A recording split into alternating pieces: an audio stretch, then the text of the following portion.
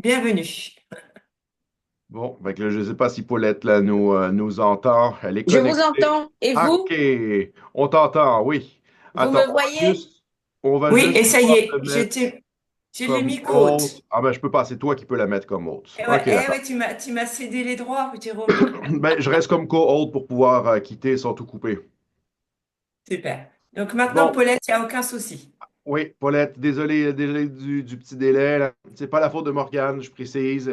Il s'est fait bouffer quelques petites minutes à la fin aussi. On dira pas par la faute de qui. Mais bon. D'accord. Ok. Bah, bonjour à tout le monde, hein. Ben Euh, écoute, je- bonjour. Est-ce que tu pourrais partir peut-être ta caméra? Est-ce que vous voyez pas ma caméra? Non, actuellement, la caméra est coupée. D'accord. Alors, il faut que je voie comment l'activer parce que je ne l'ai pas coupé, hein. Hmm. En fait, Alors, elle a juste pas démarré depuis le début. d'accord, je comprends. Euh, Parce que là, je suis sur le téléphone et normalement, ça devrait fonctionner. J'envoie une demande pour que tu actives. Peut-être qu'avec ça, tu auras un bouton qui apparaîtra pour que tu Je puisses sais l'activer. pas. D'accord. Génial, ça y est, Paulette, on te voit. OK, Nickel. Vous me voyez? oui. Ok. Cool. Bon, c'est bien. Ok, ok, ok. Bah, bonjour à tous. Bonjour, C'est bon? bonjour. Tout est parfait? Oui, tout à fait. D'accord, ok. La place est Euh, à toi. d'accord, très bien. Donc, je suis Paulette Fouty. Ok, je suis spécialiste en création de contenu, particulièrement la création de contenu vidéo. Ok, et on va dire, je crée du contenu pour toutes les plateformes, que ce soit TikTok, que ce soit YouTube, que ce soit LinkedIn aussi. Là où on voit que la vidéo prend de plus en plus de place. D'accord. Et l'idée, c'est que ce soir, on va avoir une session pratique pour apprendre à créer du contenu vidéo avec son téléphone. Alors, je vous amène vraiment en immersion là dans mon studio et je vais pouvoir vous présenter comment je procède, quels sont les outils que j'utilise afin que vous aussi, vous puissiez le faire. Et en fin de session, j'essaierai de vous partager l'écran de mon téléphone pour vous montrer un peu la partie réglage. D'accord? Alors, avant de commencer, je ne sais pas si il y a des gens qui ont des questions par rapport à ça, qui ont des difficultés par rapport à ça, des difficultés particulières par rapport à la création de vidéos avec leur téléphone.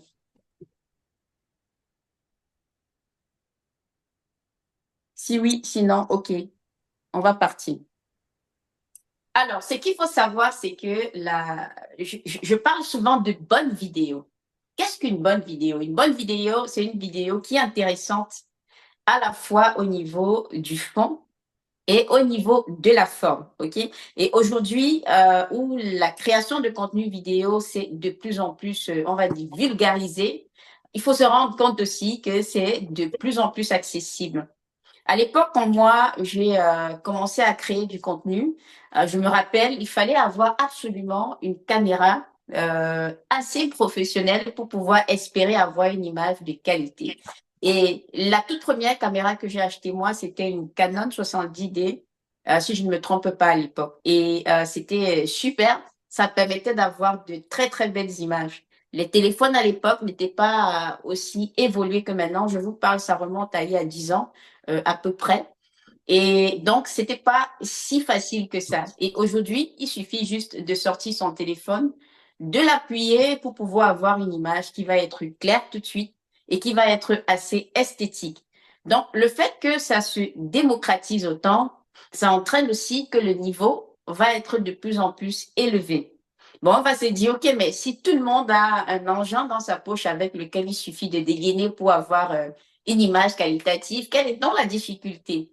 Le petit problème qu'il y a, c'est que pour avoir une belle image d'un point de vue esthétique, il faut être en capacité de combiner trois choses. Alors, et la plupart des gens, en fait, ne savent pas forcément le faire. Et c'est de là que vient la petite différence qu'on peut voir entre les uns et les autres. Une belle vidéo d'un point de vue esthétique, surtout si on parle de vidéo, par exemple, face caméra, comme la plupart des entrepreneurs le font, c'est une vidéo qui va combiner trois éléments. Le premier élément, c'est le décor. Alors, le décor, c'est l'endroit dans lequel on va décider de se filmer. Il faudrait qu'il puisse être assez simple, qu'il puisse être aussi assez épuré. La plupart des gens souvent pensent qu'il faut absolument mettre plein de choses. Je vais dire, ça devient finalement une usine à gaz pour que ce soit beau. Or, ce n'est pas forcément vrai. Il y a quelques règles qu'il faudrait respecter qui vont nous assurer d'avoir un décor qui va être intéressant et nous allons les voir tout à l'heure. La deuxième chose qu'il faut maîtriser, ce sont les réglages du téléphone. Et ce n'est pas si compliqué que ça, OK? Il y a une petite subtilité pour ceux qui ont des iPhones qu'il faut connaître et qu'on peut retrouver en équivalent sur certains téléphones Android, mais pas tous. Mais il faut les régler. Et ça, on en parlera tout à l'heure, d'accord? Et la troisième chose, qui est de loin la plus importante, c'est la lumière. Alors, la qualité d'une image dépend essentiellement de la manière avec laquelle elle est éclairée, principalement, c'est-à-dire même au-delà de l'appareil avec lequel on se filme. Je ne veux pas dire que l'appareil ne compte pas, mais déjà l'éclairage à la base fera la différence. Et si on arrive à trouver le juste milieu, à bien combiner ces trois éléments, alors on va réussir à avoir une image qui va être esthétique. Donc ça, c'est le premier composant d'une bonne vidéo. Le deuxième composant, c'est le fond. C'est ce qu'on raconte dans notre vidéo parce que votre vidéo peut être belle, très esthétique, mais si vous dites de la merde, comme je le dis souvent, alors personne ne va vous écouter, ok? Donc, il faut prendre soin de ce qu'on raconte dans notre vidéo. Et je pense que mes autres amis, confrères, qui vont parler de marketing vont suffisamment bien l'expliquer. C'est un peu comme les posts sur LinkedIn. Une vidéo, c'est une idée centrale, c'est un message central, c'est un objectif principal et c'est une cible principale, d'accord? Alors, quand on rentre déjà et qu'on mélange tout, ça devient une usine à gaz et on perd les gens. C'est exactement comme des posts aussi, dès le départ, il faut être en capacité d'accrocher les gens, OK? Après, de susciter leur intérêt et de leur donner envie de rester et d'aller de plus en plus loin. OK? Donc, il y a forcément un lien entre ce qu'on raconte et l'écriture de notre script. Ça aussi, ça compte pour être sûr de réussir sa vidéo. Et actuellement, moi, j'accompagne surtout les personnes qui veulent se lancer sur YouTube. Et la manière d'écrire une vidéo qui va être longue est différente de l'écriture d'une vidéo courte pour TikTok, par exemple, ou Facebook, bref, pour toutes les plateformes sur lesquelles on va publier du contenu court. OK? Donc ça, c'est la deuxième composante d'une bonne vidéo et il faudrait être en capacité de bien maîtriser. Bon, nous allons parler maintenant du côté esthétique d'une vidéo, d'accord? Et on va voir les trois composantes. La première chose dont je voudrais qu'on parle, c'est d'abord du décor. Alors, si vous regardez un peu on va dire, les youtubeurs qui sont assez connus au jour d'aujourd'hui, si je veux prendre par exemple Yomi Denzel, Oussama Hamma, c'est le même décor, tous ces gens-là, vous allez voir en fait qu'en général, ils ont un décor où on va retrouver des éléments comme des symétries. Bon, je vais déjà vous présenter mon décor à moi, d'accord? Bon, l'avantage d'être ici, c'est qu'on peut voir tout en live. Regardez un peu comment est la pièce. Elle est assez grande, vous voyez qu'on a suffisamment d'espace. Je sais qu'il y a des personnes souvent qui n'ont pas autant d'espace, mais c'est pas grave, il y a toujours une façon de faire. Alors, quand on a de grands espaces comme ici, je mets un peu plus loin pour que vous puissiez mieux voir. Là, la première des choses en fait qu'il faut faire quand on veut mettre en place son décor, c'est de repérer les symétries. OK, ça fonctionne très bien avec les symétries. Alors ici, j'ai essayé de faire une symétrie, même si elle n'est pas parfaite. Ma symétrie, elle est avec quoi? Au fond, là, vous allez voir que j'ai des armoires, des commodes. Il y en a une de ce côté et il y en a une autre là. Bon, je dis que ce n'est pas parfait parce que... Vous m'entendez? Un sommet. Oui, oui, on désactive régulièrement les micros, Paulette. Attends, je t'ai désactivé d'ailleurs.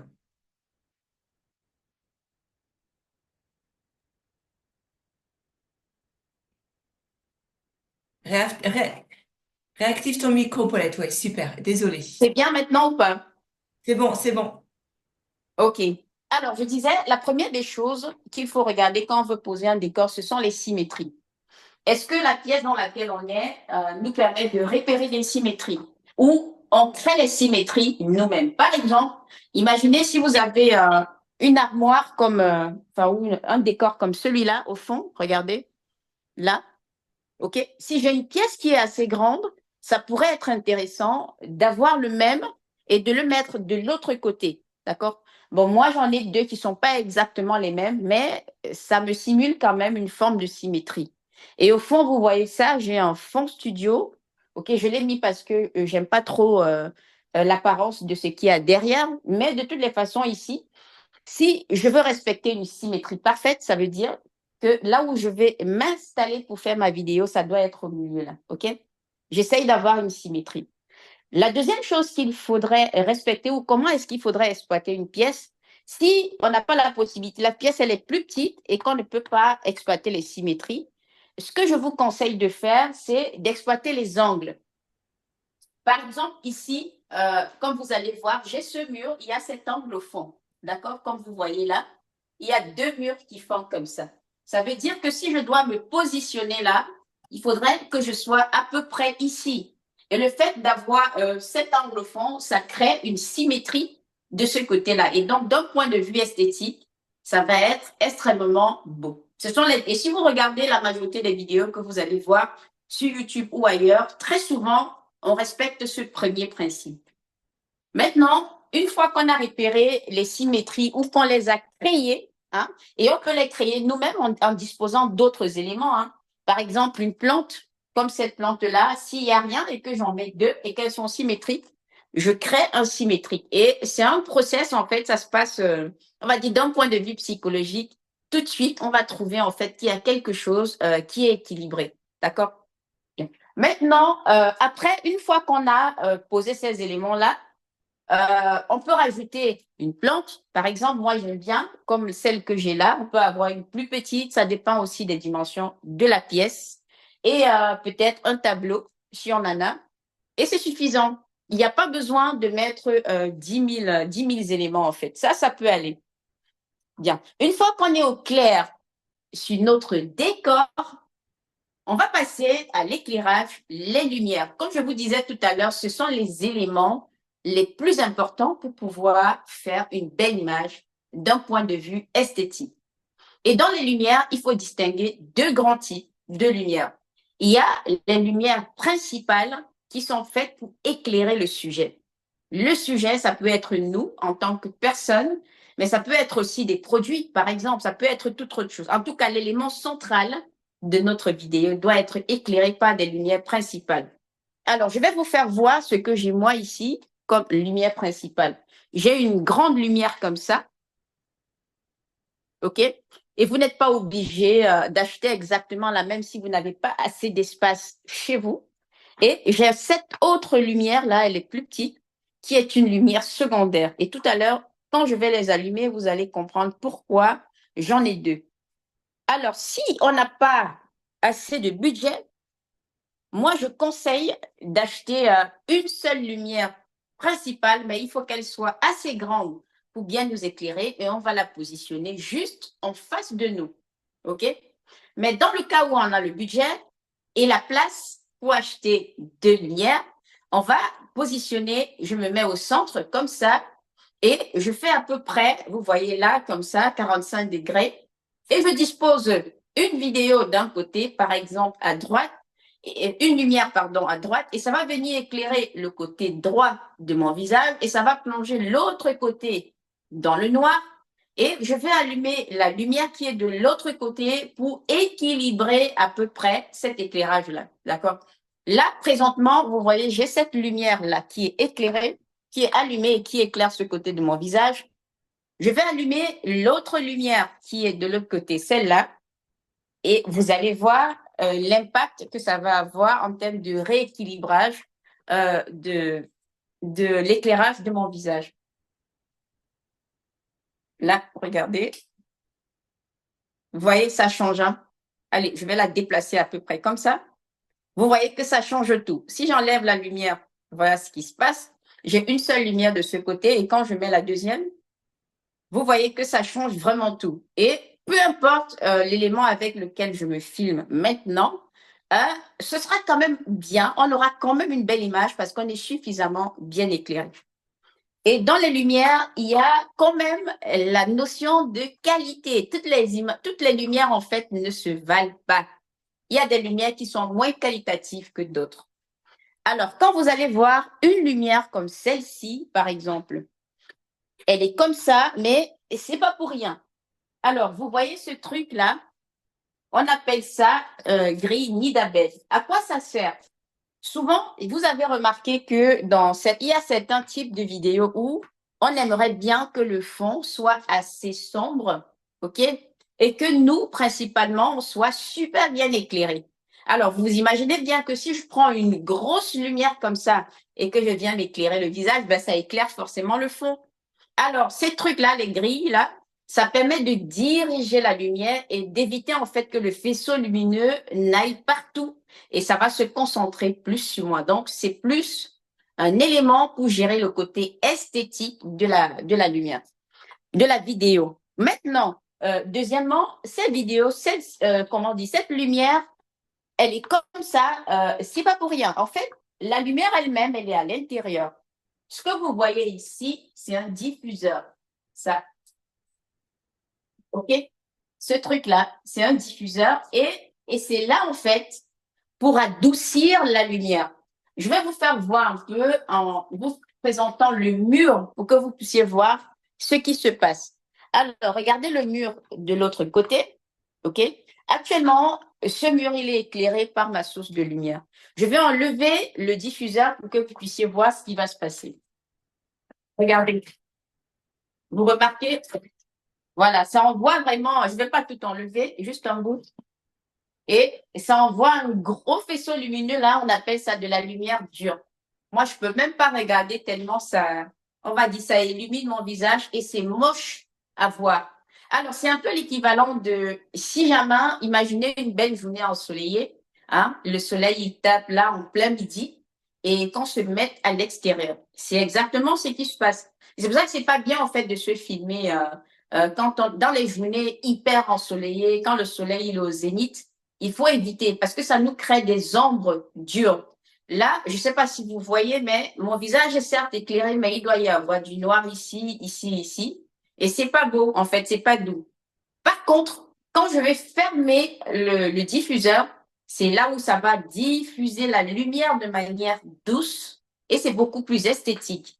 Et c'est ça qui rend aussi ce type de lumière beaucoup plus qualitative et beaucoup plus intéressante.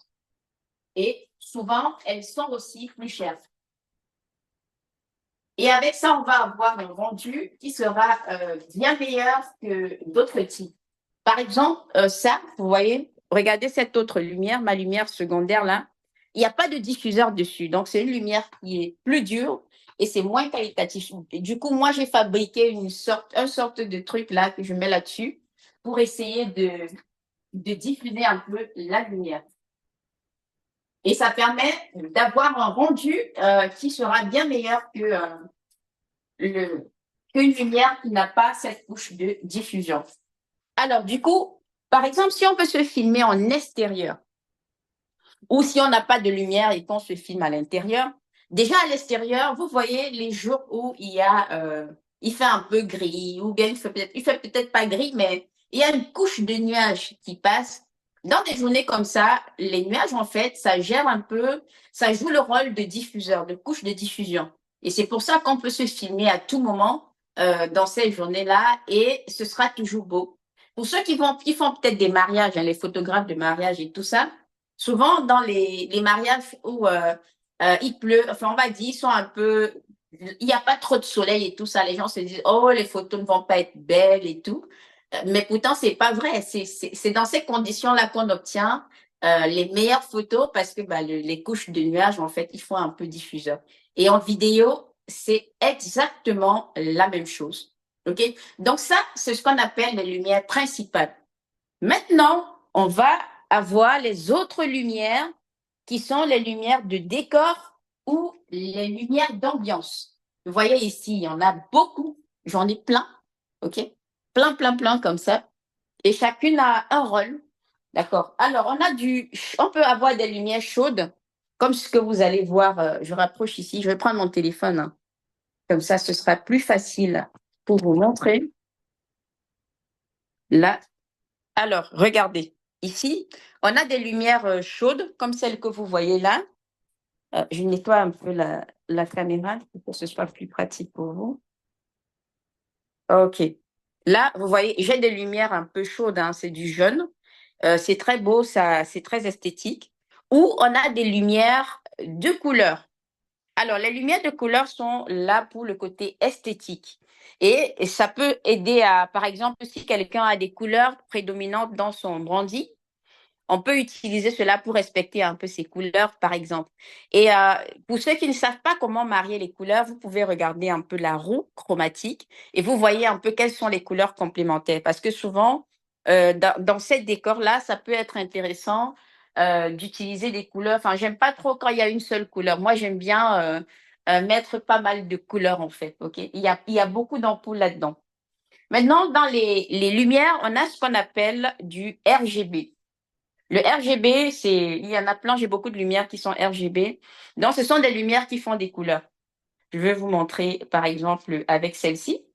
Vous voyez, là, je suis en orange et je vais passer, je vais switcher un peu et vous allez voir que ça peut me donner plein, plein d'autres couleurs là. Vous voyez, là, on est au vert et voilà, je suis au bleu, ainsi de suite. OK? Je peux avoir pas mal de coloris avec ça.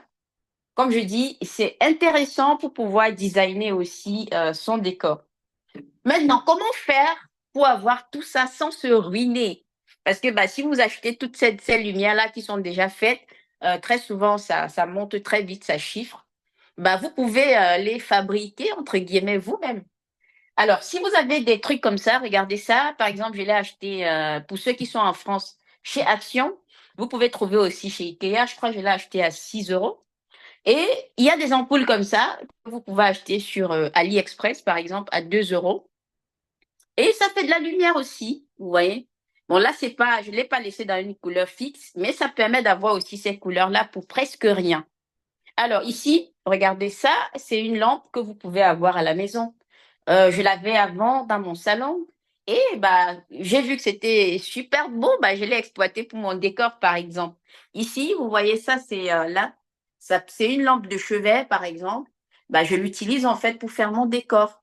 OK? Et des petites lampes comme ça coûte pas. Je crois que j'ai dû l'acheter chez Ikea pour 4 euros, si je ne me trompe pas.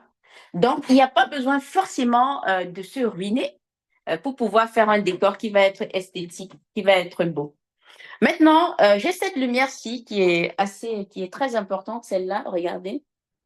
Alors, pour ceux qui veulent des liens, il faudra juste demander, je pourrais vous en fournir. Celle-là, elle est assez grande et c'est elle qui me permet vraiment d'éclairer le fond. Et comme les autres, elle est RGB et je peux changer de couleur, vous allez voir, et ça va designer, changer complètement on va dire le décor de manière générale. Je vais changer un peu de couleur pour que vous puissiez voir comment on peut. Moi, dans mes designs, souvent, je suis en bleu. Souvent, il y a une forte tonalité qui va être de cette couleur-ci. Regardez, là, je change. Je passe au vert.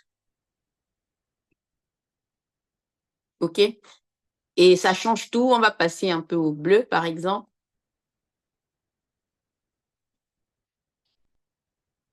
C'est pas si compliqué que ça, finalement, de pouvoir se construire un beau décor.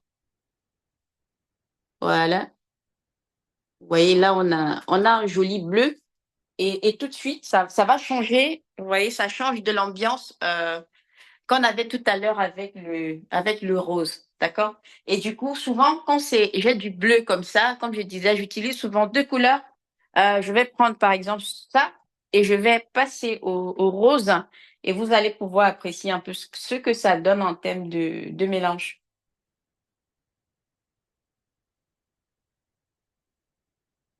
Ok. Voilà. Bon, allez, je pense que j'ai un peu trop. Ok, voilà. Vous voyez? Je vais le déposer là, comme ça.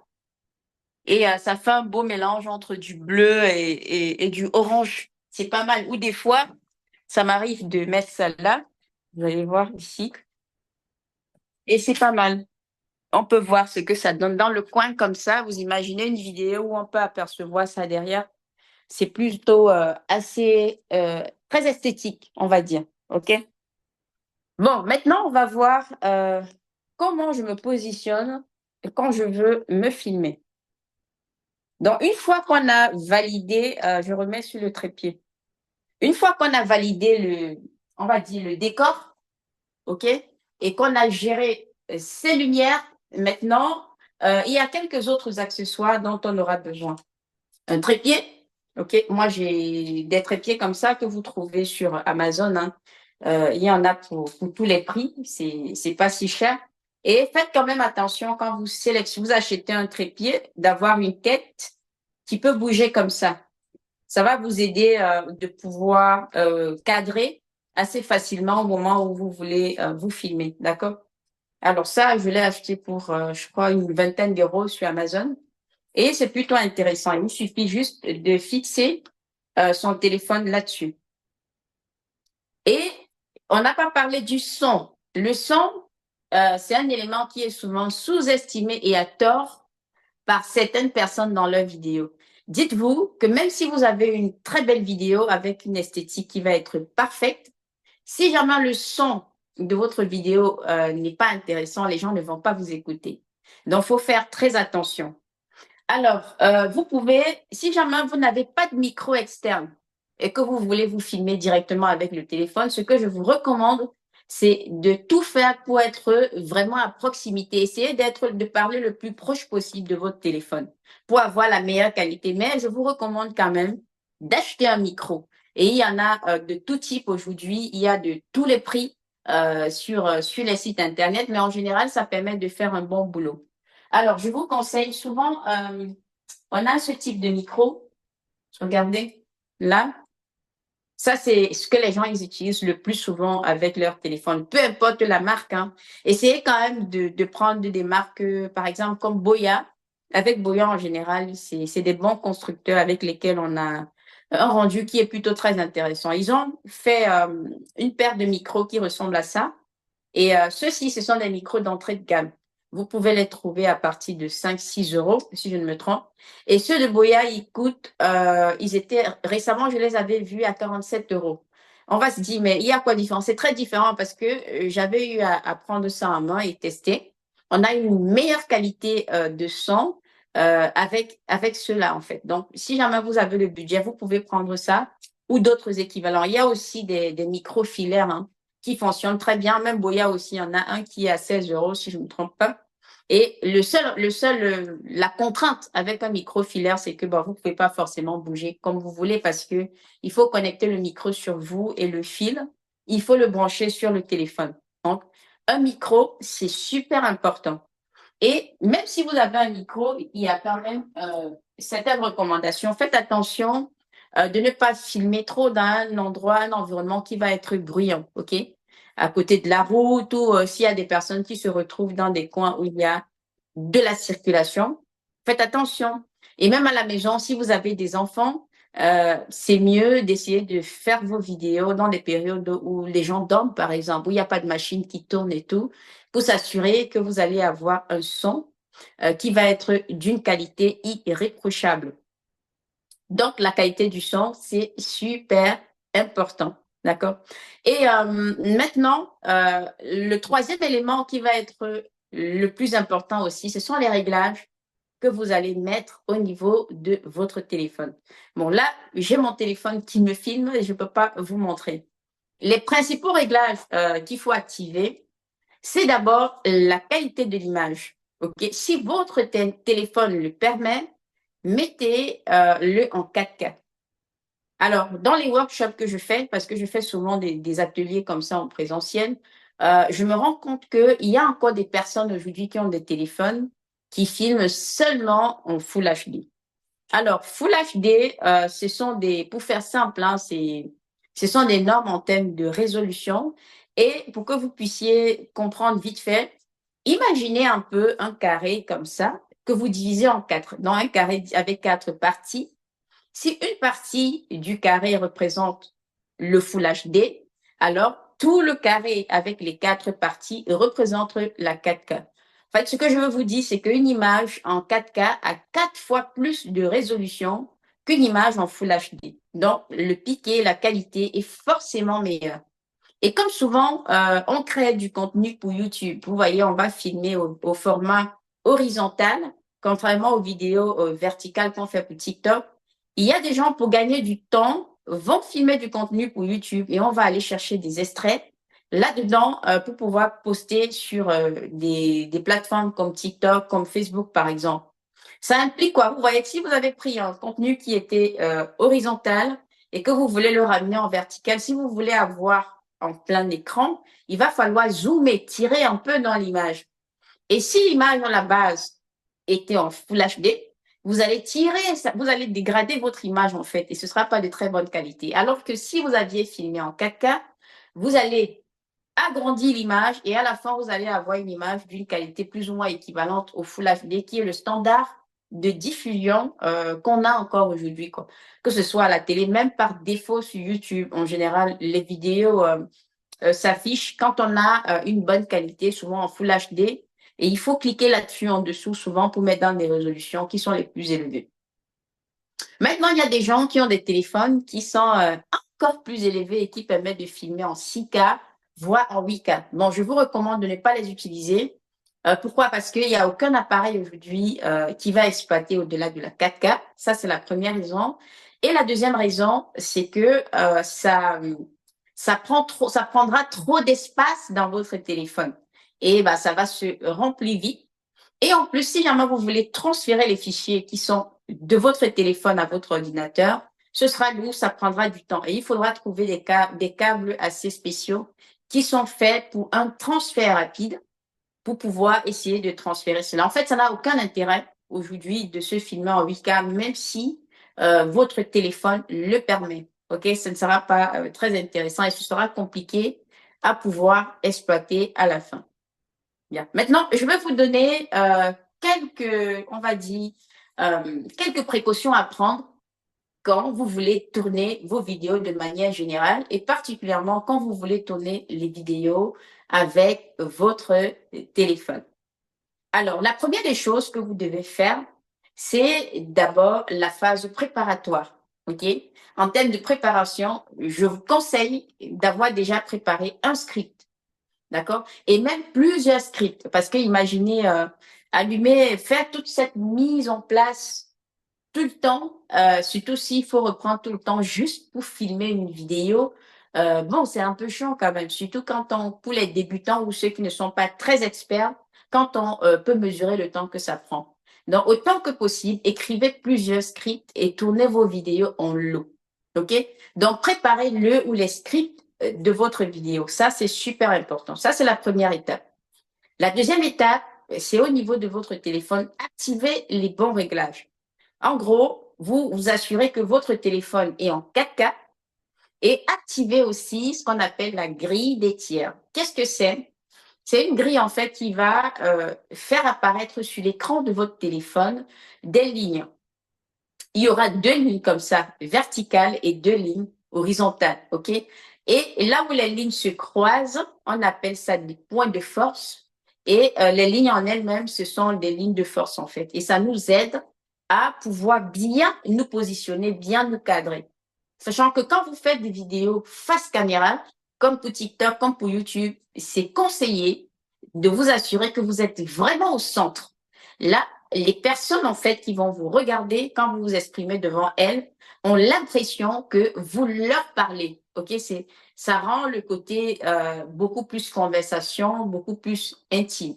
Et les grilles là vont vous aider à savoir si vous êtes bien positionné. Par exemple, la ligne qui est au-dessus, il faut que ça passe à peu près ici au niveau de vos yeux, plus ou moins. Et vous, les 2 lignes qui sont sur le côté vont vous aider à savoir, vous, si vous êtes droit, si vous êtes bien positionné. D'accord? Donc ça, c'est super important de le faire. Activer la grille. Maintenant, une fois que je sais que j'ai mon script qui est prêt et que j'ai fait les bons réglages dans mon téléphone, la troisième des choses, assurez-vous aussi que vous avez de l'espace libre, OK? Et après de l'espace libre, assurez-vous que votre caméra, votre batterie est bien chargée. Ça paraît idiot, ça paraît évident ce que je dis, mais très souvent on n'y pense pas et c'est ça qui fait que on va se décourager ou on va perdre du temps. On s'assure qu'on a de l'espace, que la batterie est bien chargée. Une fois que c'est fait, voilà quelque chose qu'il faut faire et qu'il faut systématiquement faire. Vous allez nettoyer l'objectif de votre téléphone, que ce soit la caméra avant ou la caméra arrière, celle que vous aurez choisie pour vous filmer, nettoyer. Faites-le et vous allez toujours voir une différence. Par magie, votre image va devenir beaucoup plus nette. Pourquoi? Parce qu'on passe notre temps à toucher notre téléphone et même les traces de doigts, les empreintes digitales et tout ça, ça vient mettre une couche de voile, un voile sur sur l'objectif de notre caméra et ce qui fait que ça dégrade un peu notre image. Donc, il va falloir nettoyer cela, d'accord? Et au moins, on est sûr qu'on va capter une image qui va être de bonne qualité. Une fois que ça c'est fait, maintenant, on se préoccupe de l'audio. Vous branchez votre micro. Et avant de vous lancer dans je filme de manière globale, faites un test pour vous assurer que tout est OK. Est-ce que l'image elle est comme ce que je prévoyais faire? Est-ce que le son est de bonne qualité? Moi, personnellement, ça m'est arrivé plusieurs fois quand je ne veux pas vérifier ou bien je joue la fière, je maîtrise. Déjà, je suis l'expert. Très souvent, ça m'arrive si je n'ai pas vérifié d'enregistrer une série de vidéos et à la fin, je me rends compte qu'il n'y avait pas de son. Vous imaginez un peu le truc. Ce qui fait que ça m'est arrivé particulièrement une fois où j'ai tourné je ne sais pas combien de vidéos et ça m'a servi de leçon. Maintenant, systématiquement, je contrôle et je ne me dis pas que j'ai l'habitude, je sais, parce que c'est extrêmement frustrant en fait de se rendre compte qu'après tout ça, on a tourné un peu dans le vide. Et ce n'est que quand j'ai fait mon test et que c'est validé que là, je peux me lancer maintenant dans la production en lot de mes vidéos. C'est super important vraiment de respecter ce process-là. Parce que ça peut être vite chiant, surtout pour les nouvelles personnes qui se lancent là de le faire. OK, on organise ça et on planifie des sessions de tournage et on tourne des vidéos en lot. OK? Bien. Alors, il y a quelque chose que je ne vous ai pas montré tout à l'heure dans les lumières, ça peut intéresser certains. Vous avez aussi des lumières comme ça, comme celle-ci. Je vais brancher un peu pour vous montrer ce que je voulais vous expliquer là-dessus. Alors, OK, vous voyez, c'est un peu une deuxième lumière comme ma lumière principale. Elles ont une particularité, c'est que c'est vendu avec des accessoires comme ça, vous voyez, et ça permet en fait de colorer la lumière. Et je trouve que c'est aussi moins cher de procéder ainsi. Regardez, si je mets ça, du coup, ça devient bleu. Je passe au bleu. Là, je passe au rouge, OK? Donc, c'est aussi un moyen assez économique de pouvoir s'éclairer et de mettre de l'esthétique dans nos vidéos. Maintenant, autre chose que je vais vous montrer, toujours dans le sens de la productivité et de gagner du temps, vous pouvez utiliser des prompteurs, d'accord? Moi, j'en ai deux modèles. Un modèle pour ma caméra parce que je fais les vidéos soit avec le téléphone, mais aussi avec ma caméra. Et c'est là, j'ai ce modèle-là, le prompteur, il est là. Mais je voulais surtout vous montrer celui-ci, que beaucoup de personnes n'utilisent pas et ça leur fait perdre du temps. Surtout quand vous devez faire du contenu par enveloppe. Vous voyez, j'ai ça, ce modèle-là. Par exemple, il est adapté pour les téléphones. OK? L'idée, c'est que, bon, il vous faudra deux supports quand même, soit deux téléphones, soit une tablette. Parce que le principe du prompteur, c'est que on télécharge une application qui fait défiler du texte, on met notre texte là-dessus et on le dépose là. J'ai pas un deuxième téléphone pour vous montrer ce soir. Et ça fait défiler l'image ici. OK? Maintenant, on positionne notre téléphone ici derrière. D'accord? Et en plus, c'est bien parce que ça permet de filmer avec la caméra arrière. Je lance l'enregistrement et je viens devant, OK, et j'ai mon texte qui défile. Et la seule chose que j'ai à faire, c'est de regarder et de parler. OK. En fait, c'est un peu comme si vous jouez votre partition. Vous imaginez avec ça, même si vous avez préparé une vingtaine, une trentaine de vidéos courtes, vous pouvez les tourner. Moi, c'est comme ça que je fais. Il y a la semaine dernière, par exemple, j'ai tourné 60 vidéos. 60.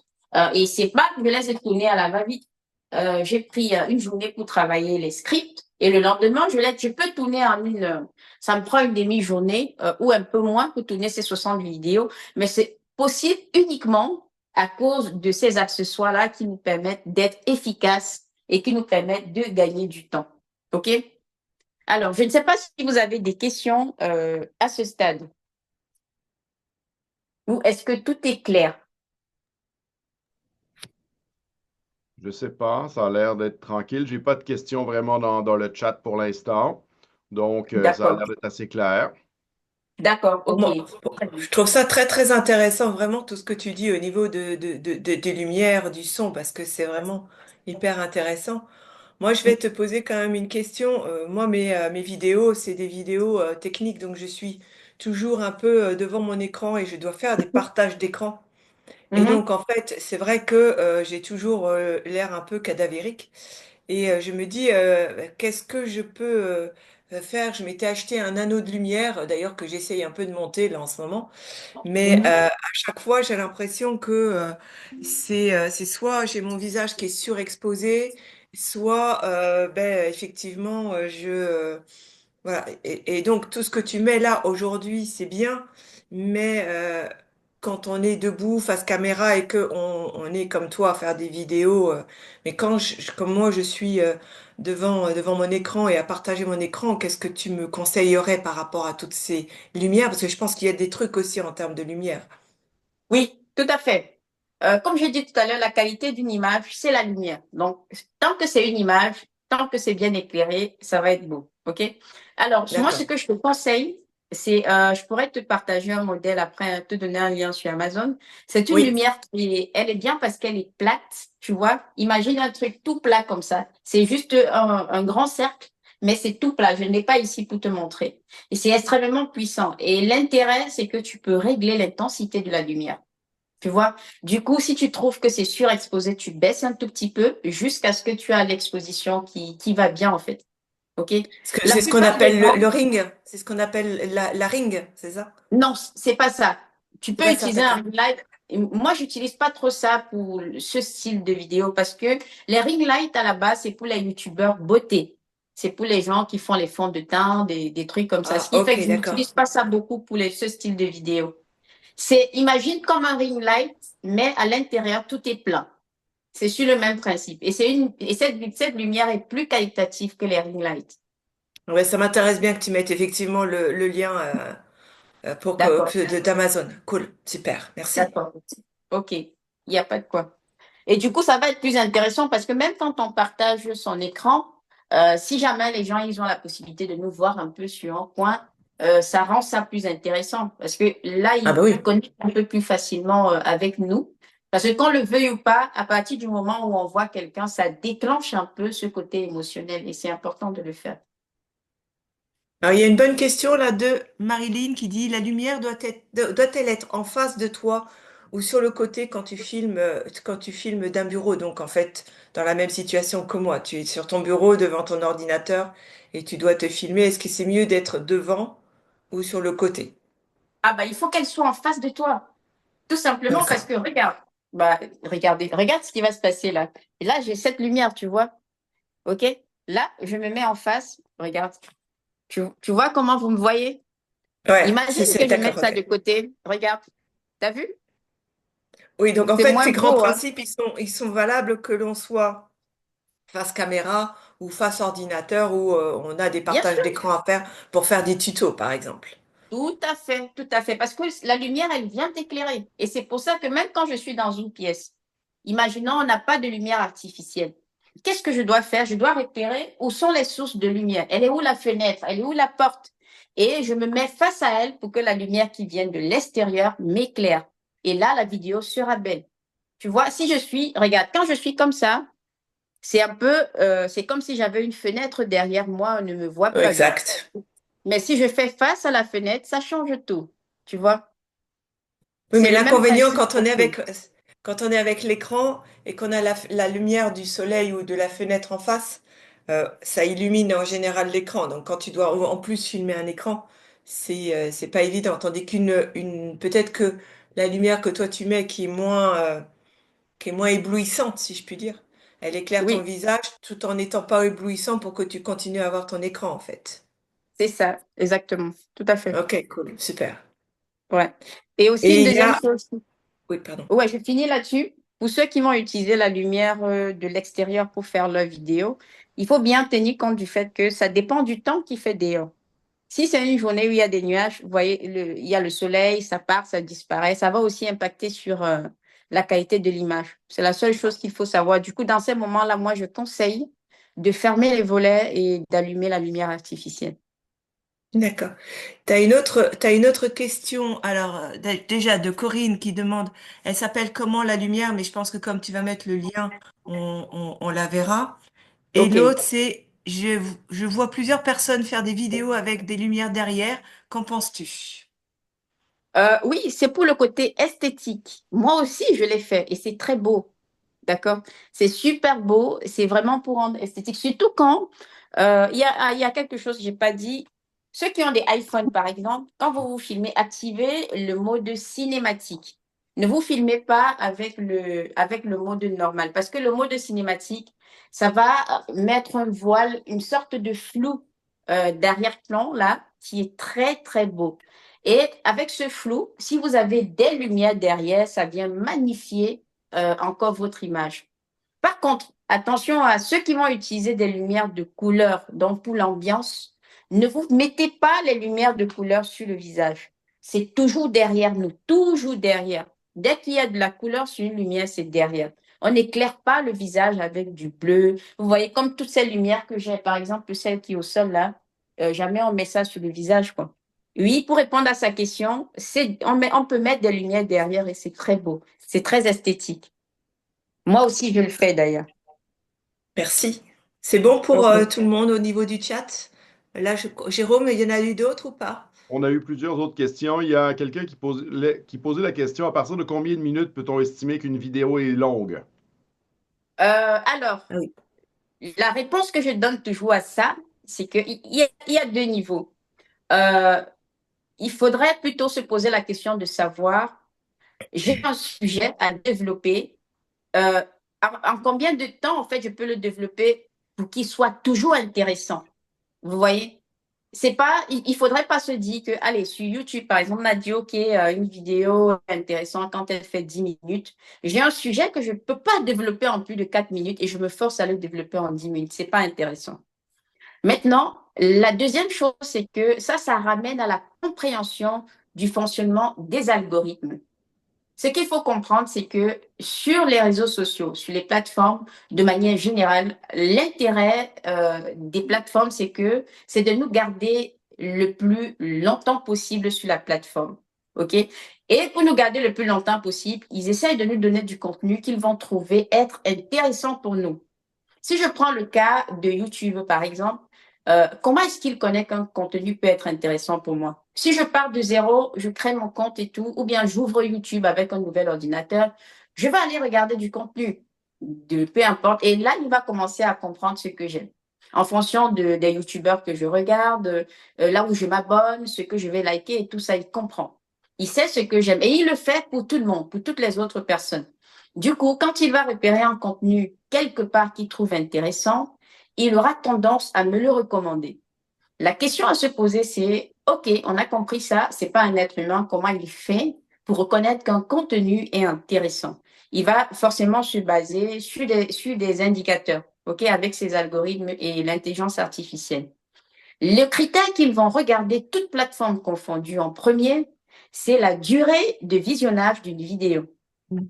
Alors, ça veut dire quoi? Sur YouTube, par exemple, imagine, tu fais une vidéo de 10 minutes. Si en moyenne, les gens regardent 7, 8, 9 minutes, waouh, c'est super. Il dit, celui-là, il accroche les gens. C'est intéressant. La deuxième chose que les algorithmes vont regarder, c'est l'engagement autour de la vidéo. Les likes, les partages, les commentaires. Et c'est pour ça que tout le temps on dit liker ma vidéo, partager, machin. C'est pas pour rien parce que ça compte pour pouvoir envoyer un signal à l'algorithme comme quoi ce contenu est intéressant. Alors, quand tu postes une vidéo, ce qui se passe, c'est qu'il va prendre un échantillonnage de personnes et il va présenter le contenu à ces personnes-là et il voit ce qui se passe. Est-ce qu'on regarde longtemps? Est-ce qu'on s'engage? Si ça fonctionne, il prend un autre échantillonnage peut-être de 200 personnes, ainsi de suite, et c'est comme ça qu'on rentre dans le mécanisme de la viralité. Du coup, pour proposer du contenu par défaut aux gens, c'est la même chose qu'il va faire. Donc, on comprend, je reviens donc à ce que tu disais sur la notion de quelle est la durée d'une vidéo moyenne en fait. Il n'y en a pas. Tu te dis, en combien de temps il me faut pour traiter ce sujet en étant vraiment intéressant. Maintenant, si on rentre dans les particularités des plateformes, YouTube, par exemple, est fait pour mettre du contenu long. Quand les gens viennent sur YouTube, on est préparé à ça. On sait que sur cette plateforme-là, on a d'ailleurs, souvent, c'est quand on a besoin de rentrer en profondeur dans un sujet, on a besoin d'une réelle explication qu'on va se retourner, par exemple, sur cette plateforme-là. Donc, si tu as besoin de développer du contenu long, dirige-toi plus sur cette plateforme. Tu pourras faire du contenu de 10 minutes, même du contenu de 1 heure, voire 2 heures. Tant que tu sais comment faire pour rester intéressant, les gens vont regarder ton contenu et ça va fonctionner. Maintenant, si je reviens sur des plateformes telles que Instagram, voire TikTok, Instagram par exemple, tu as plutôt intérêt à faire du contenu qui va être le plus court possible, ok? Parce que ça fonctionne comme ça là-bas. Et c'est pour ça que il y a des gens qui ont trouvé un hack pour percer là-bas. C'est on fait pas des vidéos comme pour TikTok là de 2 minutes, 1 minute, tout ça, c'est trop long. Tu fais du contenu de quelques secondes et c'est pour ça que tu vas voir peut-être quelqu'un, tu vois, je peux me filmer là en train d'écrire un truc, tout ça là. Ça tourne en boucle. C'est 2 secondes. Et puis du coup, quand quelqu'un regarde, ça tourne, ça fait comme s'il avait mis plein de vues. Et je sais pas si tu vois un peu, ça triche un peu le truc. Et j'envoie les gens dans la description de la vidéo pour aller lire le message. Et c'est comme ça que ça fait plein de vues, plein de vues, plein de vues. Donc, c'est la spécificité, en fait, de cette plateforme-là. Donc, dès que tu as compris comment fonctionnent les algorithmes sur telle plateforme et puis tu adaptes donc la durée de ton contenu. YouTube, c'est du contenu long. Est-ce qu'il y a une durée recommandée? Non, il n'y en a pas. Peu importe, soit essaye toujours d'être très intéressant en fait avec le contenu que tu vas proposer en fait et ça va fonctionner. Je ne sais pas si j'ai répondu à ta question. Et si, je pense que c'est très bien, merci beaucoup. Oui. Il- J'avais une autre Et un question par conseil rapport. aussi, oui, Oui, je oui. devais terminer là-dessus. Un conseil spécifique pour ceux qui vont sur YouTube. Créer du contenu normal, entre guillemets, qui fait souvent en moyenne 10, 12, 15 minutes, mais créer aussi ce qu'on appelle des ressources épiques indispensables. C'est un peu des sortes de VSL, des vidéos de vente, qui vont souvent faire 45 minutes, 1 heure. Je vous assure, avec ça, il y a des taux de conversion de dingue. Il faut juste bien comprendre quelle est la structure de ce truc et le faire, et vous m'en direz des nouvelles. Et c'est très peu exploité par les entrepreneurs aujourd'hui, et c'est dommage. Oui, la prochaine question. Mm. Oui, j'avais une petite question par rapport au micro que tu utilisais. Bon, tu as parlé de certains micros tout à l'heure pour les petites pinces. Un micro pour ordinateur, est-ce que tu aurais des recommandations? Oui, oui. Alors, je vais vous montrer ce que j'ai moi. Allez, donc, je suis obligée de faire comme ça pour que vous puissiez voir. Regardez. OK, c'est des trucs comme ça. Est-ce que vous voyez ou pas? Oui. Là, euh, à peu près. Je pourrais vous ouais. donner des références. Donc, c'est un peu spécifique. Alors, il y a deux possibilités. Il y a des micros avec des bouts USB, c'est-à-dire que vous pouvez brancher directement sur votre ordinateur. En général, on a un son qui est assez intéressant. Sinon, vous avez des versions comme ce que j'ai pris où il faut passer par une carte son, je crois que ça s'appelle comme ça, ou c'est une sorte d'ampli, d'accord, qui va venir amplifier le son avant de connecter à l'ordinateur. Et là, ça vous permet d'avoir un son vraiment hyper qualitatif. Et du coup, même pour ceux qui veulent après faire du podcast, vous pouvez utiliser aussi le même micro en fait. Ça, je pourrais vous donner des références aussi. Hmm. Parfait. Je crois qu'il y avait aussi une histoire de caméra. Attends. Tac, tac, tac, tac. Oui, faut-il avoir une caméra extérieure autre que celle de l'ordinateur? là, repart dans le cas où tu veux enregistrer notamment des tutos donc avec ton ordinateur.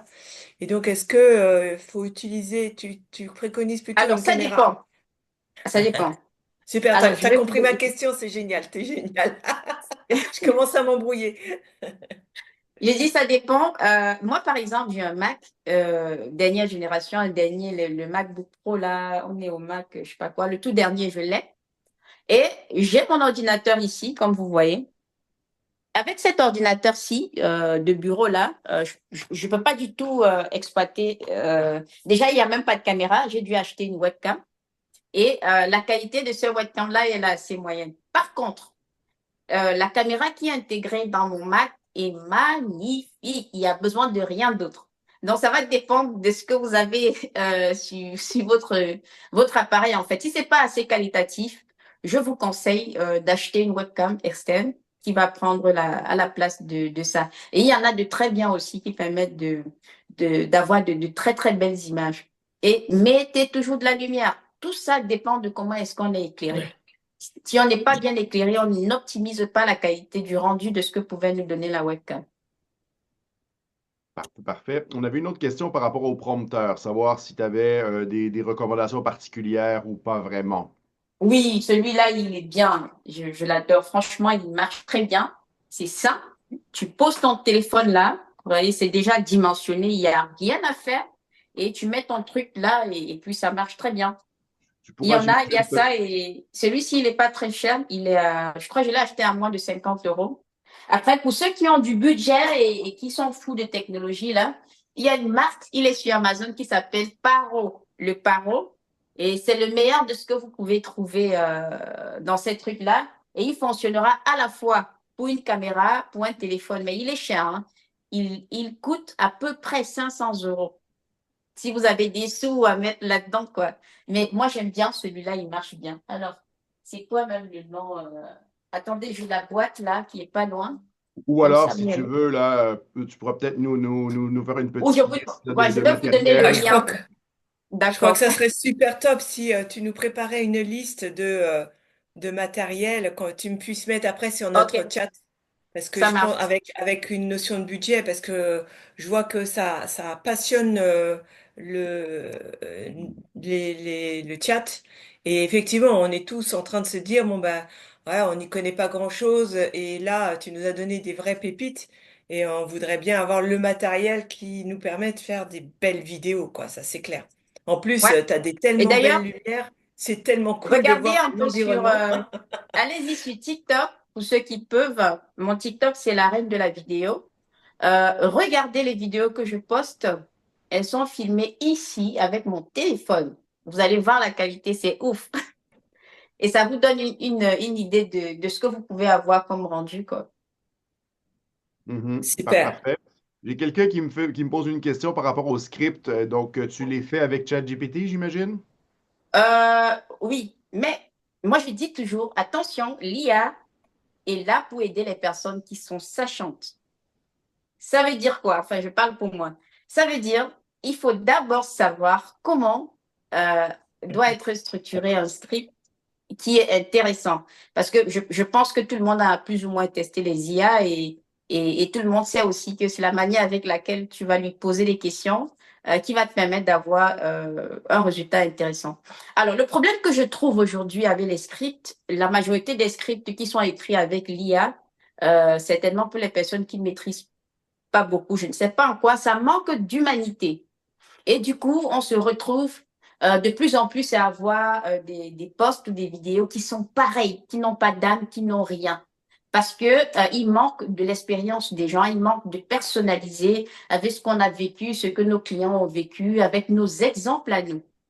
Alors, pourtant, c'est très simple pour pouvoir le faire.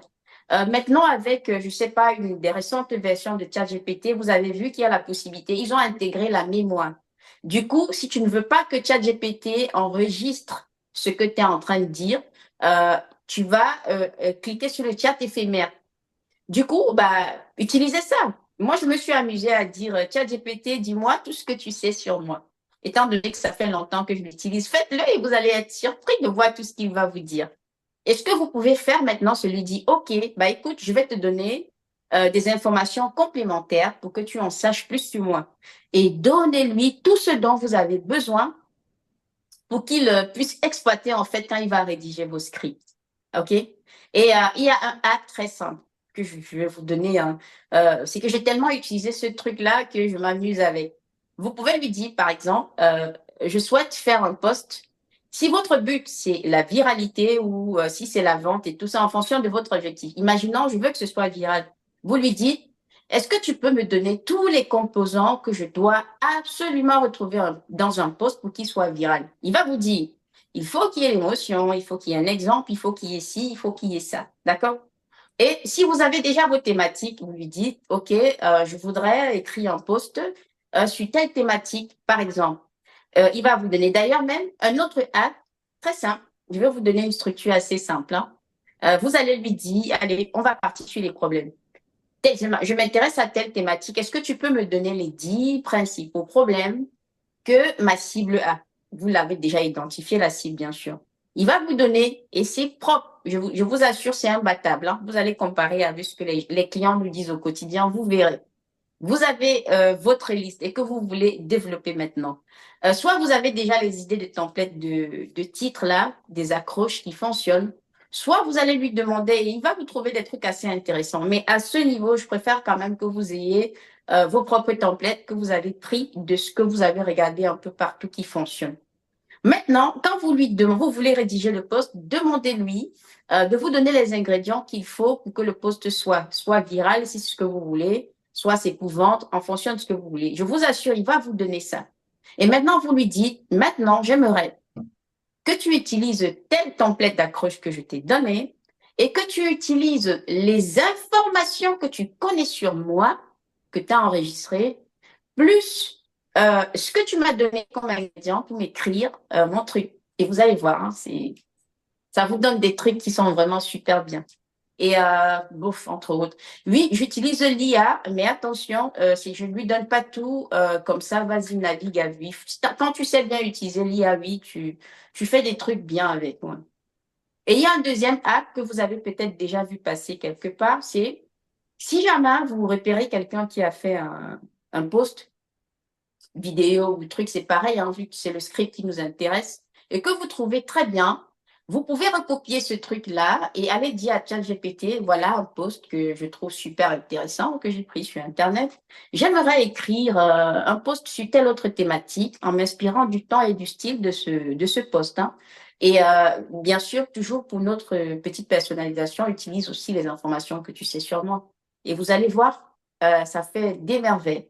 Ok, il y a plein de petits hacks comme ça qui permettent d'aller vite dans la rédaction de nos scripts. Et quand je dis il faut être sachant, ça veut dire tu connais déjà ce que c'est qu'une stratégie de contenu, tu as déjà ta stratégie, tu as déjà tes 3 niveaux de script là, de tout ce qui est visibilité, des vidéos ou des posts pour l'expertise, des vidéos ou des posts pour la vente. Ça te permet de varier aussi. Donc, du coup, tu le diriges bien. Et dans ce cas, oui, tu peux écrire avec. Donc, moi, c'est une écriture semi-automatique parce que tu vas toujours retoucher un tout petit peu. Mais si tu prends toutes ces précautions-là, tu pourras faire du contenu assez bon. Aujourd'hui, tous les types de contenus qui sont assez bateaux, là. Donc, 3 astuces pour 2 machins. Franchement, ne perdez plus trop votre temps avec. Les gens, ils ont déjà trop vu et ça marche plus trop. Il faut personnaliser le truc, il faut mettre de l'émotion, il faut parler de nous, de nos clients, de toutes ces choses-là. Et il faut donc savoir demander à l'IA de nous aider à écrire ça. OK? Bien. Super. Est-ce qu'il y a une Alors, autre question? Hmm. oui, il y a Floriel, mais qui me dit, peux-tu nous faire une petite démonstration d'enregistrement de vidéo? Oui, pas de souci. Oh, t'as vu, Floriel, désolé, j'ai été pessimiste. Parce que j'avais peur que, comme tu utilisais déjà ton téléphone pour le Ah oui, Zoom, tu n'aurais pas. on Voilà. on n'aura pas le téléphone malheureusement, mais on va faire avec. Je vais juste expliquer comment je fais. Super, OK? merci beaucoup. Alors, c'est mon décor. Après, vous allez avoir le vôtre. OK? Bien. Alors, la première chose, c'est que tout est bien implanté. J'ai allumé mes lumières d'ambiance. Deuxième chose, je mets ma chaise. ici au centre, parce que vous voyez, je repère ma symétrie par rapport au fond photo que vous voyez derrière. Et je vais m'asseoir à peu près ici, comme ça. OK? Deuxième chose, là, je me mets comme ça. On n'aura pas le téléphone, malheureusement, parce qu'il est en face. Je m'assure, je le mets d'abord ici, regardez, à hauteur de mes yeux. OK? Et je le baisse un tout petit peu. Ça, c'est quand on filme avec le téléphone. Je baisse légèrement comme ça. OK? Si c'était une caméra, il fallait que ce soit vraiment à hauteur des yeux. C'est pas pareil. Pourquoi, je ne sais pas, mais je me suis rendu compte de ça à force de faire, en fait. D'accord? Je l'ai là et avec mon téléphone qui est bien réglé. Maintenant, après, ce sont les lumières. OK? Ma lumière principale qui est là, je la rapproche. Je vais décaler ça pour que vous puissiez mieux voir. OK? Donc là, maintenant, je mets la première lumière. C'est celle-ci. OK? Elle est comme ça. Vous voyez? Et elle est vraiment comme ça, hein, parce que plus elle est proche de moi, surtout que c'est doux avec un diffuseur, plus l'éclairage va être qualitatif. OK? Donc, plus elle est éloignée de moi, moins j'ai l'impact de cet éclairage-là. Donc, ça, vous voyez que ça vient l'éclairer de ce côté. Et je n'ai pas cette lumière pour l'instant. OK? Donc, je suis là. Vous voyez, je suis bien éclairée d'un côté, même si ça paraît un peu loin, et ce côté, on ne voit pas bien. Et maintenant, là, c'est vraiment à 45 degrés, et je viens allumer l'autre comme ça. D'accord? Et ça vient maintenant mieux éclairer l'autre côté. Et là, j'ai mon téléphone, j'ai mon micro qui est déjà là, parce que c'est celui que je vous ai montré. Et j'appuie, parce que moi, je filme avec la caméra avant, simplement parce que c'est assez qualitatif, hein.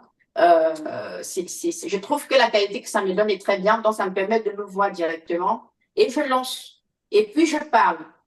Maintenant, parfois, si je veux utiliser le prompteur, alors, c'est parce que je n'utilise pas tout le temps le prompteur. Il y a plein de vidéos que je sais ce que je vais raconter, j'ai pas besoin. Si je veux aller vite et que je dois utiliser avec le prompteur, alors à la place, c'est ce dispositif. OK? Je viens glisser mon téléphone là. Je viens poser ici une petite tablette devant, OK? Et je lance l'enregistrement. Là, ça m'enregistre avec la caméra arrière. Et quand je vérifie que ça enregistre bien et que le son, il est bien, et que je suis sûre, je viens m'asseoir, OK? Je laisse tourner là et je lance mon enregistrement, ça défile, et je parle, et je lis mon truc, et je parle. Et on ne sait pas. On ne sait pas, comme le font les trois quarts des gens, en fait. Et j'enregistre, j'enregistre, j'enregistre. Si jamais je me suis trompée sur un mot, je le reprends parce que je sais que je vais le corriger au montage. Et voilà, c'est un peu comme ça, c'est comme ça que je procède, moi. OK?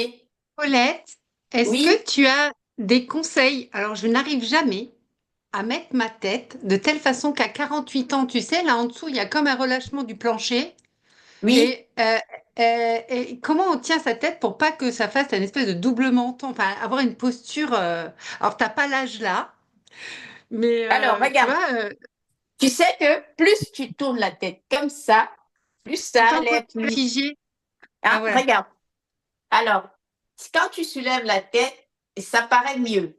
Je crois que ça paraît un petit peu Oui, mieux. Ça veut dire oui. que Et c'est vrai qu'en visio, je suis souvent comme ça, mais en vidéo, tu peux pas, si? non, tu peux légèrement. Et du coup, il faut que tu sois, on appelle ça en contre-plongée. C'est-à-dire, tu regardes le téléphone un peu de haut. Donc, le téléphone doit être un peu plus haut que toi. Le téléphone ou la caméra. C'est Ok, la meilleure posture, en fait, que tu peux avoir. ok. Non, mais c'est terrible là, parce que après quand tu te vois, en fait, tu te dis, mais c'est pas possible, on peut pas laisser ça, quoi. Oui, sauf que tu as sûrement un œil critique par rapport à toi. Bon, moi, je suis un peu plus âgée encore, donc c'est encore pire. Et en fait, ce que je pense, c'est que c'est ce qui va vraiment être important, c'est toute l'énergie et la joie, la vision que tu as dans tes yeux, etc., qui va, qui va porter. Les gens vont pas se focaliser sur ton petit défaut, etc. Ah, c'est Voilà. pour ça que j'ai de plus en Regarde, plus de joie et de plus en plus de sourire. Ok, d'accord. est-ce Et que vous oui. avez remarqué un truc? quand on fait des photos de groupe et quand nous rend les photos, on a toujours Oui, tendance à chercher où on est nous. C'est vrai, hein? oui, oui. Oui. Mais en fait, ce que je veux vous dire, c'est que les gens n'en ont rien à foutre. Ils sont intéressés par eux. Ils n'en ont rien à cirer. Ce qui les intéresse, c'est ce qu'on dit. En fait, ces défauts-là, en général, c'est nous qui les voyons. Les gens s'intéressent à ce qu'on leur apporte, c'est tout. Si t'as Non, mais rien, c'est ce que vrai. tu me dis, mais ils ne remarquent même pas. Des fois, tu vas parler de double ceci, cela. Avant qu'on va regarder, on va dire, ah bon, ah bon, bah, on n'avait pas vu du tout. Les gens n'en ont rien à faire. Il faut arrêter de se prendre la tête avec ça. Ils s'en fichent. Il faut se focaliser sur l'énergie qu'on donne telle qu'elle dit et ce qu'on apporte aux gens, c'est tout. Il faut avoir confiance en soi. Ce que je disais à quelqu'un aujourd'hui, j'étais en coaching avec une timide, encore une ancienne timide là. Je lui disais, mais qu'est-ce que tu en as à cirer? Il faut que tu retrouves la confiance en toi. En fait, quand tu as confiance en toi, en fait, c'est comme une boule de feu, en fait, quand tu mets. Et ça part, c'est une énergie qui a une puissance, mais comme pas possible, quoi. Les gens vont recevoir uniquement l'énergie qu'on envoie et ce qu'on dit. Ils en ont rien à cirer, donc tu t'en fous. Franchement, tu t'en fous. Totalement. Oui, enfin, après, c'est vrai que je préside un club de dirigeants et quand j'y suis, que je prends la parole, je ne me pose pas 50 questions. Et c'est les Voilà. retours que j'ai, hein, voilà, les gens se sentent énergisés et tout. Mais enfin, moi, je me dis que si on se filme comme ça et qu'on laisse une vidéo sur notre feed Insta ou quoi, bon, si à force de se revoir, si on n'est pas OK avec soi tout à fait, je pense que si on peut améliorer une petite posture, un petit tips comme tu viens de donner, bon, on va essayer de faire en sorte. Oui, en tout cas, ça, je sais que ça marche, hein. Mais si tu fais l'inverse, tu regardes Oui, vers le bas, oui, c'est moins intéressant dans ce sens. OK. Mais Disons qu'on le merci beaucoup mérite d'avoir tellement. posé cette question, hein, Audrey, parce que, excuse-moi, Jérôme, parce que c'est vrai que je pense que toutes et tous, peut-être, on a cette problématique de son image. On a un Mhm. œil hyper critique par rapport à soi, beaucoup plus Oui. critique que n'importe qui C'est d'autre, vrai. hein. On n'est pas très très cool avec soi-même Non. et surtout avec cette idée que ça va rester, en fait. Voilà, donc, C'est Mm. pas faux. Oui, mais ça c'est comme disait Paulette, puis c'est un truc là, dont on parle souvent, c'est que c'est un problème pour nous. Mais les autres, ils sont habitués à nous voir comme ça. Mm. Alors que nous, on n'a comme pas conscience, disons, de cette réalité-là. Puis là, tout d'un coup, on se voit en photo, ah, mais je ressemble à ça. Ah, ben oui, elle est belle, comme, mais non, j'ai l'air terrible. Mais eux, pour eux, tu sais, on est beaucoup trop critique par rapport à nous-mêmes de façon C'est vrai. générale, là. Donc, à un moment donné, Oui, puis je veux dire, je suis le premier je suis le premier à avoir ce genre de réaction également. Là, ça, on est tous sur la même longueur d'onde là-dessus. Mais faut, comme disait Paulette, je pense qu'il faut mettre l'accent sur ce qui est important. Le message que vous voulez diffuser, ça a de la valeur, ça vaut la peine. Donc, quand Audrey, vous allez prendre la parole devant un groupe de dirigeants, est-ce que vous restez mhm. assis dans le corridor? Parce que, ah non, ben, peut-être si jamais je penche la Ah tête, ben ben non, mais non, mais Jérôme, tu peux être sûr que quand tu contrôles oui. rien et que tout le monde est équipé de son téléphone, ils ont pas et des fois je le dis à haute voix, je vous préviens, les photos c'est OK, mais dans la bonne posture. Parce qu'ils ont tant, oui, mais on ne tu peut pas sais, et tout après ils te mettent, contrôler, là. Moi, ce que mais non, la business, là, je veux dire, c'est un équilibre dynamique, là. Je veux dire, ça bouge tout le temps, là, à un moment donné. mais En tout oui. cas, moi, la façon dont je le vois, c'est que tu essayes de faire le mieux possible, mais toujours pareil, c'est Jean-Pascal Mollet qui disait que 100% c'est un échec. Et il dit Oui. 80% c'est bien, ou je sais pas trop comment il le formulait, là, mais il disait, si tu essaies de faire les choses à 100%, là, En tout cas, je sais plus qui est-ce qui disait ça cette semaine, mais il y en a un qui disait ça, là, si tu essaies de faire les choses à 100%, un, tu feras jamais rien, puis de deux, c'est un échec. Mm. Bah, en Donc, fait, l'idée, Et c'est de se lancer. ça revient à rejoindre l'expression mieux vaut fait que parfait. Définitivement, et je pense qu'il faut, c'est un gros abcès qu'il faut essayer de percer ce genre de choses-là, parce que sinon, c'est déjà très dur de se lancer avec l'éclairage, le ci, le ça. Il y a tellement de choses là, et puis tout. Puis moi, d'ailleurs, Paulette m'a donné des coups de main là, pour régler des petits trucs là, assez rapidement, assez efficacement. Mais L'idée, c'est qu'il faut le faire et c'est comme n'importe quoi. On parlait de gestion de communauté. Les premiers posts que tu vas faire vont être dégueulasses, tu n'aimeras pas ça, puis tu vas apprendre à le faire en cours de route. Ben, les photos puis le vidéo, c'est la même chose. Tout Au à début, fait. là, tu vas te regarder, tu vas dire, mon Dieu, je peux pas publier ça. Là, je veux dire, Internet va me bannir. Puis après ça, tu te dis, ouais, bon, OK. Puis c'est tout. Là, faut y aller, il faut oser. C'est Et moi, vrai. j'aimerais bien que justement, Corinne, si tu peux prendre la parole, parce que ce qu'elle a écrit dans le chat est super. Et je te laisse le dire, Corinne, parce que j'avais jamais réalisé J'avais ça, réalisé ça. mais Hmm. top, vraiment. Alors, en fait, on s'aime rarement en photo simplement parce que on se voit vraiment pour la première fois à l'endroit. Alors que quand on se regarde face au miroir, on se voit à l'envers. C'est pour ça qu'on préfère se prendre en selfie plutôt que quand on nous prend une photo. Mhm. Oui. Ah, c'est bien, On ouais. se voit pas, Intéressant, n'est-ce pas, comme perspective? on se voit pas de la même façon, donc forcément, Oui, on non, a... c'est quelque chose qu'on voit moi, je suis psychanalyste. C'est quelque chose qu'on voit en psychanalyse, ça. Et c'est quelque chose qu'on utilise en outil, justement, quand on a des personnes qui ont il y a des gens qui ont des vraies difficultés très profondes et des névroses par rapport à ça. Et cette image, en fait, de se voir à l'endroit, c'est des choses qu'on utilise, malheureusement, qui font pas plaisir sur le coup, mais qui aident à avancer, ouais. Sinon, vous utilisez le truc de Sébastien Corbet, vous mettez toutes vos photos puis à l'envers, là, et puis ben voilà, là, ça paraît pas, là. Oui, j'ai vu sur ça. Et bon, Ouais, après, il y a plein de choses, mais je vous dirai demain, il faut venir demain. voilà, il y a vraiment là, c'est le teasing de Corinne. C'est pour ça il fallait absolument qu'elle le dise parce que Hmm. on va en Hmm. parler de ça demain. Audrey, il faut vraiment être là demain à 20h. Alors, Ah, ok, c'est donc je vais apprendre à marcher sur les mains pour le. Comme ça, ce C'est sera pas mal, exactement moi, comme ça, ça, ça va j'aurais c'est dit, ça rentrer. qu'on allait faire en fait. j'aurais eu besoin de faire ça. Vous savez que moi, que vous voyez, j'ai fait ma fière là, mais si vous connaissez mon histoire, vous n'allez pas y croire, hein. Il y Ben écoute, a des vas-y, années en vas-y. arrière, j'étais vraiment plongée dans une profonde timidité. C'était impossible pour moi de faire ce que je fais ce soir, je vous assure. Et je me suis rendu compte que ça venait de l'enfance. Et ce qui est paradoxal, c'est que pendant un bon paquet d'années, j'apprenais aux gens à faire de la vidéo, créer du contenu, avoir confiance en eux face à la caméra, mais personne ne savait que j'étais le contraire de ce que j'enseignais et de ce que je prenais. Et ça a été tellement dur que ça remonte même à mon enfance. À l'école, vous savez, quand on fait les devoirs là, en groupe et tout, il faut aller Mhm. restituer. Jamais, je pouvais pas. Je pouvais jamais lever la main. Quand on osait me poser une question, le cœur qui bat. Bref, même quand plus tard, hein, il fallait se présenter en, vous savez, souvent les tours de table et tout ça, j'avais le cœur qui bat. Je redoutais quand ça arrivait à moi. Je parlais de manière expéditive. Et quand j'étais en entreprise, parce que je suis ingénieure à la base en risque industriel et j'ai travaillé comme cadre dans pas mal de grands groupes français. Oh, Le bah, dernier, on se c'était Eiffage. rejoint.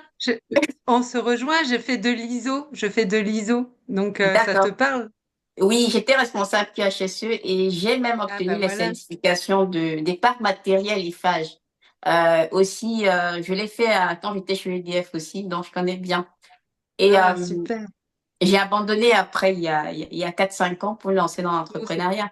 Mais c'était très compliqué parce que je devais animer, organiser des réunions tout le temps et c'était un enfer. C'était compliqué. Jusqu'à ce qu'un moment, j'ai dit, ma vie ne peut pas continuer comme ça, j'en peux plus. Et je savais aussi que si j'étais plus visible, si je passais à la vidéo, ça devait tout changer pour mon business. Mais je n'osais pas, même les photos, c'était compliqué. Et quand j'ai fait une introspection pour essayer de comprendre ça vient d'où, ok, ça remontait de l'enfance, mais pourquoi j'ai compris en fait que oui, il y avait peut-être des doutes qui étaient liés à pas mal de choses, ma vie actuelle et pas mal de trucs, mais c'était surtout que je n'aimais pas mon image. J'avais plus de poids et je me trouvais moche. Je me disais, oui, les gens ils se disent qu'elle est moche. Bref, il y avait plein de trucs. Mais j'ai décidé de changer ça.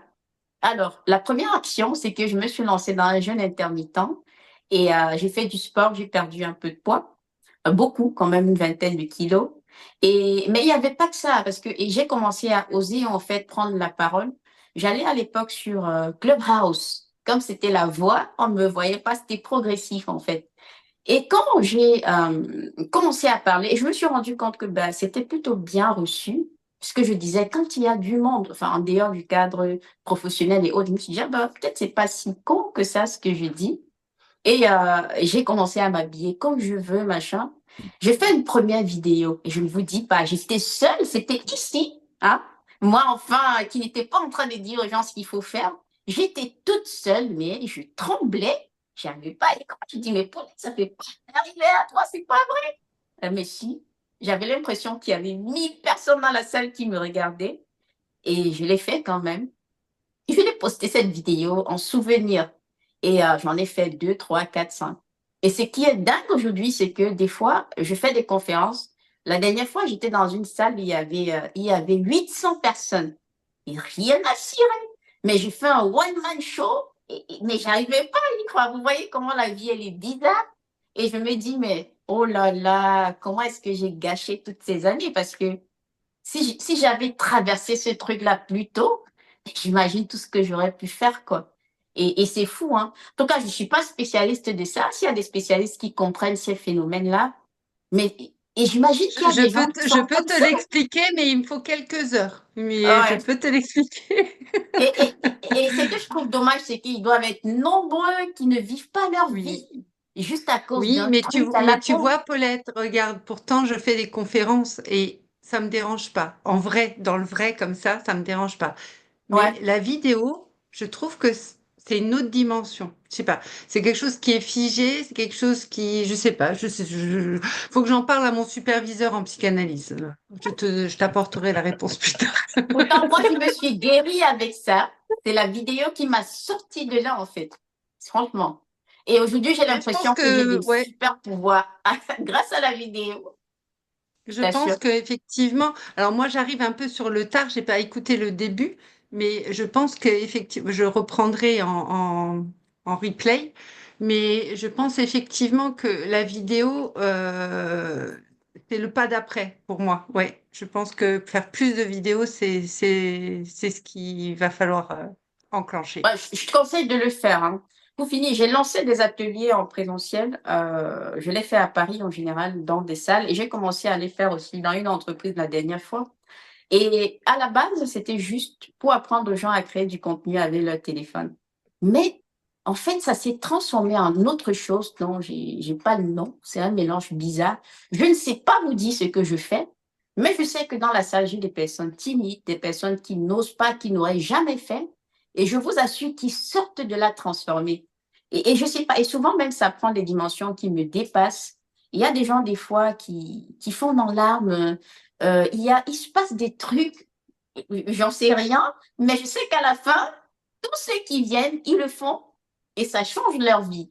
Et j'adore ça, même si je sais pas ce que c'est. J'appelle ça des ateliers vidéo. Je viens avec des gens qui n'osent pas, qui ont peur de la caméra, qui sont timides. Parce que j'ai vu en fait que cette Ce qui peur de se la passe, caméra dont mais je parle, Paulette, c'est autre chose. ce qui se passe, c'est ton énergie. Regarde l'énergie que tu dégages.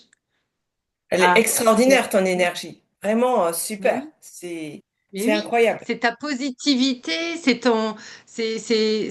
quelque chose de doux et d'énergique. En fait, tu es faite de cendres et de lumière, en fait. C'est-à-dire Waouh. par rapport à ce que tu as vécu, mhm. tout ce que tu as souffert, c'est devenu des cendres et pourtant, de là, bah, t'en es de la lumière puisque finalement, tous ceux qui ont connu un trauma deviennent un phénix. Eh ben, tout Ah simplement, ouais, c'est ça que tu dégages. Et tu emmènes tout le monde avec tes ailes et tout ce que tu as déployé comme énergie. C'est ça que t'emmènes. Tu emmènes les gens avec ça. C'est ça. Il n'y d'accord. a, y a pas de secret. En tout cas, c'est bien, hein. J'adore ça parce que ça change la vie des gens, quoi. Et j'ai Absolument. remarqué, dès que quelqu'un retrouve la confiance en soi, en fait, c'est la clé de tout. C'est la clé de tout, ils peuvent tout faire. Tout. Et c'est vraiment, vraiment bien, en tout cas. Oui. Ouais. Ben, disons que c'est nous qui nous mettons nos propres barrières là, dans plein de choses dans Mhm, la vie. Là. C'est nous le principal frein là, de n'importe quoi bien ou à peu sûr. près. Mm. Le reste est facilement surmontable tant qu'on pense qu'on peut le surmonter. Ouais. C'est ça. Bon, allez, je pense qu'on est parti dans autre chose là. Hein? On a fini pour la vidéo.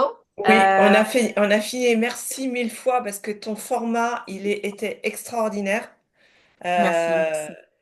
Franchement, merci à tous les participants Et moi, je vais garder vraiment ce qu'a dit Audrey. J'espère que tu vas remplir ton cœur de ce que vient de te dire Audrey Paulette, parce que je trouve ça magnifique. Ouais, Euh, ça m'a voilà. touchée en tout cas. Ça m'a Voilà. touchée j'aime Quand bien. je le pense pas, je le dis pas. Ouais, Quand je pense pas quelque chose, je le dis pas. C'est ce que tu dégages et ce que je ressens. merci. Les psychanalystes, on fonctionne au contre-transfert. Donc, du coup, c'est ce que tu me transfères. Donc, je te le renvoie. En tout cas, merci, merci. Ça fait du bien de l'entendre. Merci à toi. Ok. Bon, allez, Merci beaucoup. je crois que c'est Merci terminé. d'avoir pris le temps. C'est bien gentil, là. Puis je pense que tout le monde a apprécié, là, et tout, là. Donc, on a Ok, un groupe WhatsApp avec tout le monde. Si tu veux, je vais t'envoyer le lien. On va t'inviter si tu veux bien. ok.